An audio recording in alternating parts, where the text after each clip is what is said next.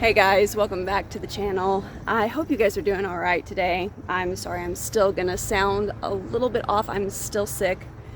I'm getting better though. I ended up collapsing at work and having to take a few days off of work, and came home panicked and completely treated myself with a bunch of essential oils. I've probably used more essential oils in the last 3 days than I have in 2 years, and so I'm feeling better. I'm still kind of nasally sounding and I'm still a little run down, but I'm on the flip side of things finally. So to celebrate that fact and to just, can't tell you how good it feels to just be feeling even a little bit better, I'm going to celebrate and I'm going to start our tomatoes this year. So on this channel, you guys have totally seen me start tomato seeds before. There's a ton of videos out there on YouTube about how to start tomatoes, different ways of starting tomatoes, and I've started my tomatoes a variety of ways. Okay, so when it comes to tomatoes, our goal for this year is a little bit different than what it would be or would have been before. One of the things that we haven't done out here yet, and it's a project that we're going to be doing soon, but with Mom and I both being under the weather and sick, kind of threw things off, but we have a green stalk grow tower waiting to be assembled and positioned out here in the garden that we are going to fill with nothing but dwarf tomatoes. Now, I am going to be growing some regular varietal tomatoes for us. The main experiments this year is I have a San Marzano, which is a large paste type tomato. So that is one that we just want to see if it's going to produce better for us as far as salsas and tomato sauces go, because we really do want a nice paste tomato, and we've not been able to find one that we are pleased with the production, pleased with the flavor and texture of just yet.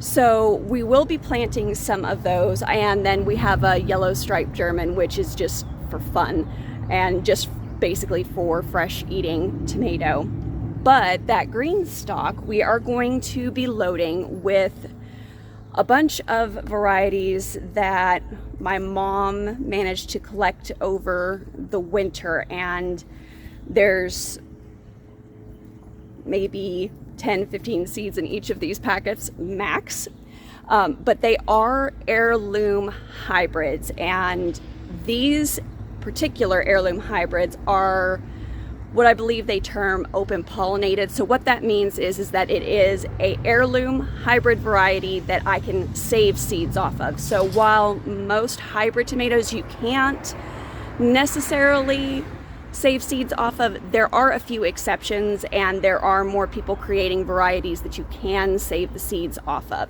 So just when you're going in and you're purchasing your seeds, make sure that that's something to double check if that's an important factor for you personally.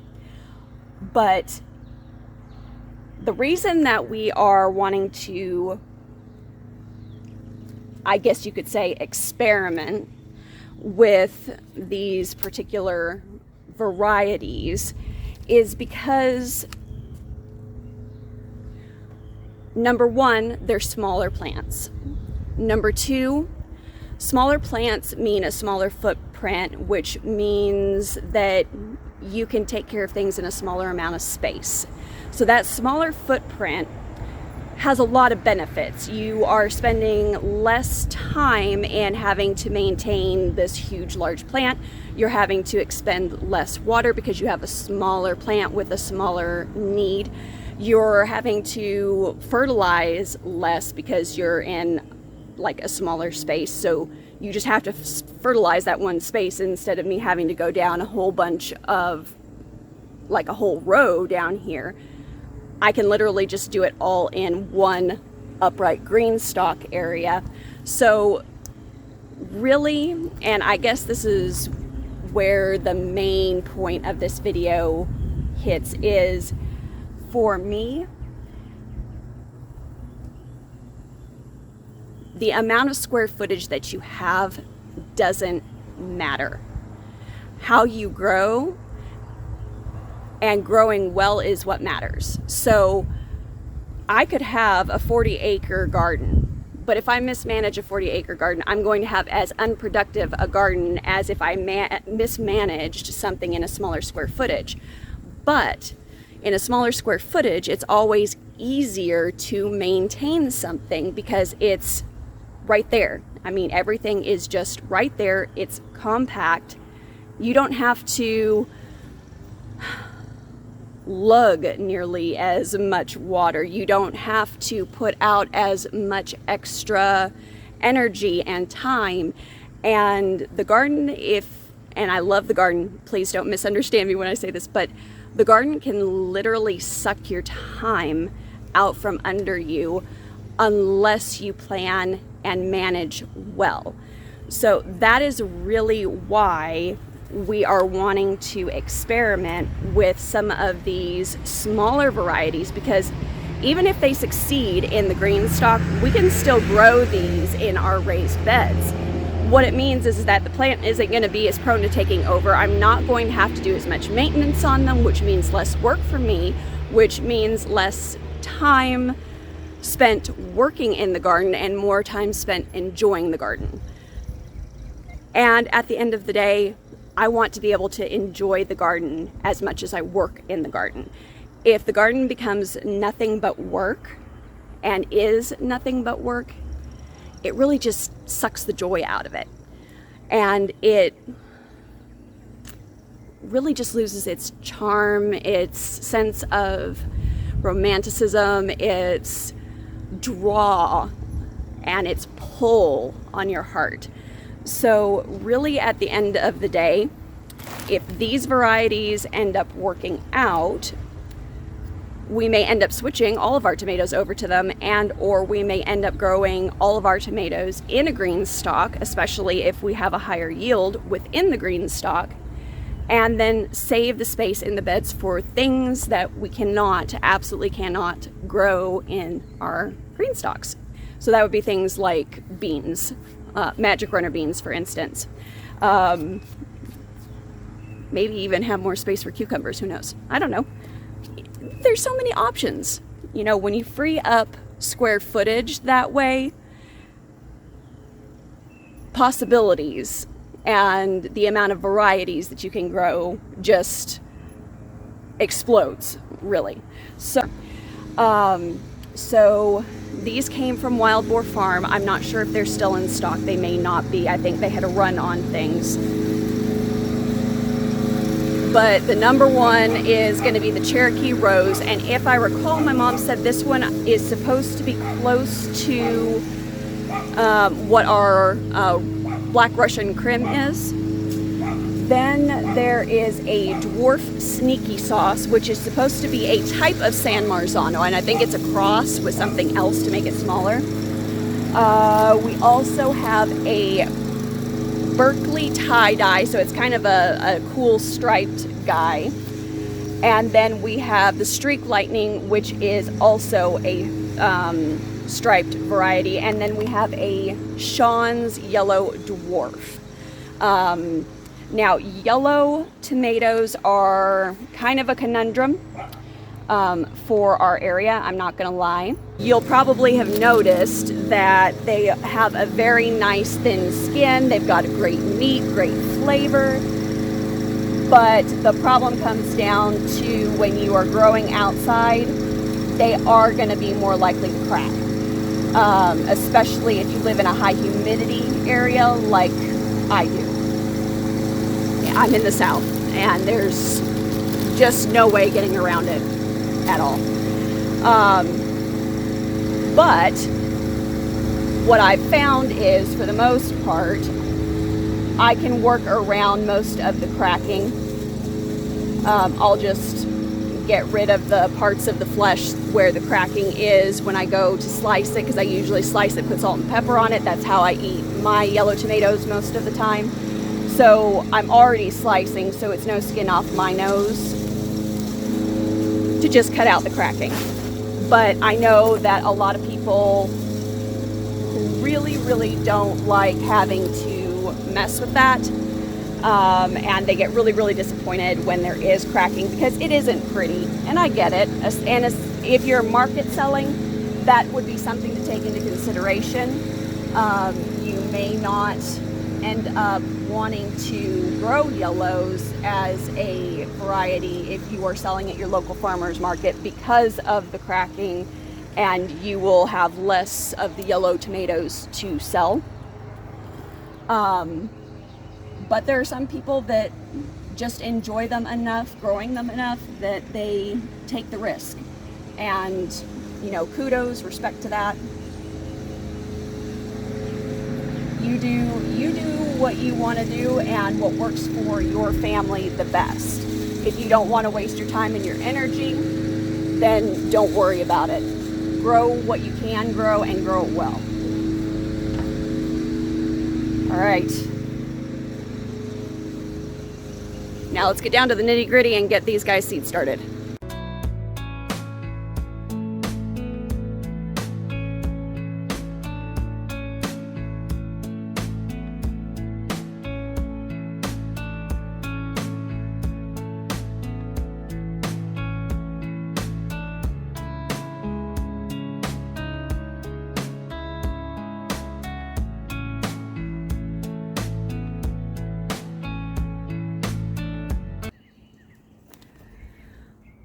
Okay guys, so that is all of our tomato seeds, and then I went on ahead and surface sowed some lettuce seeds, because we also have one of the green stalks that's over here that we need to reset and reposition is going to contain nothing but lettuce for us. We don't have the green stalk ready just yet. I decided to go ahead and get a jump on surface sowing them, simply because I can go on ahead, take the sprouts, and then put them out there, and there's probably going to be less risk of the birds eating the little seed starts, because the last couple years, when it comes to my greens tower, the birds raid me regularly. So if I get these large enough, they shouldn't be as appetizing to the birds, and I can put the bird and bug netting over and not also have to worry about them getting too hot underneath, especially this time of the year. Yeah, so fingers crossed that we'll be able to have our salad greens.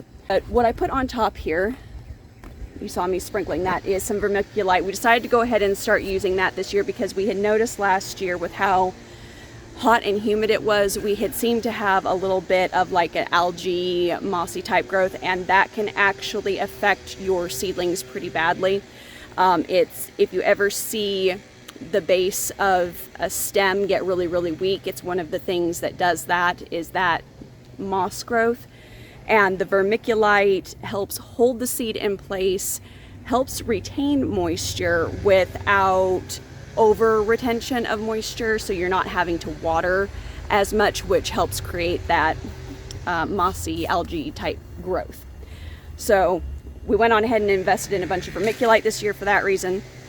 But now all that remains is to stick these guys in the greenhouse and dome them. And then just kind of keep a watch on them. Now I have the bottom watering tray on our system here. Okay, so this is without, this is with. I have it on here, but I do not have water in here yet. I'm not going to put water in here until I actually see the seedlings germinate, because there's no point, they don't have enough of a root system down low enough to be able to draw water up, and then having all that water in there will also increase the likelihood of that yucky green growth on top that could kill the seedlings, and we don't want to do that. I'd rather come out here and have to mist them once or twice a day and make sure that they live until they are sprouted, and then once they've come up, I can go on ahead and fill this bottom watering tray. And I shouldn't have as much of a risk or issue with that growth stuff, or so they say. This is a new thing for us, so I'll have to get back to you and let you know if that actually does end up working or not.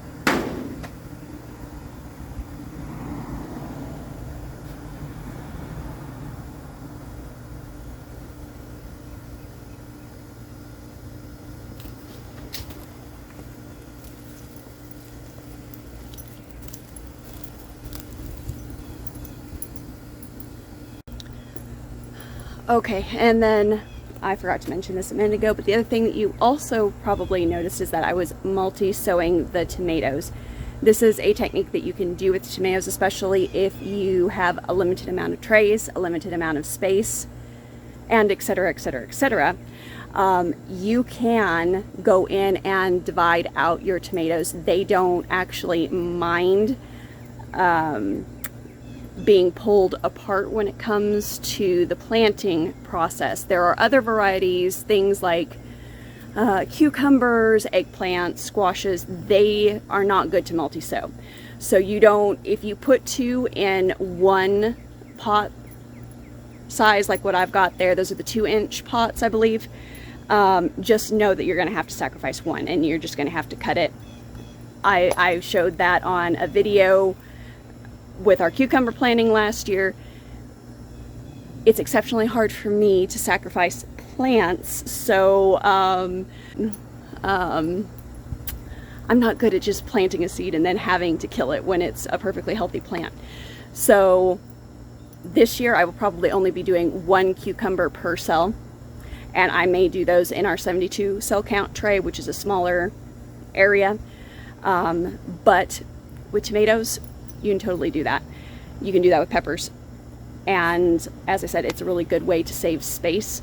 And since we are such a small square footage, and since we have limited space in our greenhouse because we have a smaller Paloram greenhouse, obviously, sowing 4 in 1 pot is not going to be a bad thing.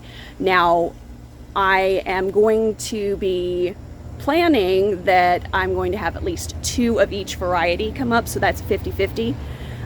It's more than likely all 4 will come up, or at least 3 will come up. But if you have seeds with lower germination rates or that are older, just know as well your germination could go down, so you may want to sow, you know, a few more just to have plants. But the goal is to have at least 2 of each variety this year to plant out in the garden and into our green stalks. So probably not the best video I've made. Sorry about that, guys. I am still pretty much snot for brains right now. But I hope this encouraged you. I hope you got something from it. If you have any questions, or if I didn't clarify something, drop a note down below and I'd be happy to clarify my snotty self. So guys, as always, keep it simple, natural, and essential, and I'll see you on the next video, okay? Bye.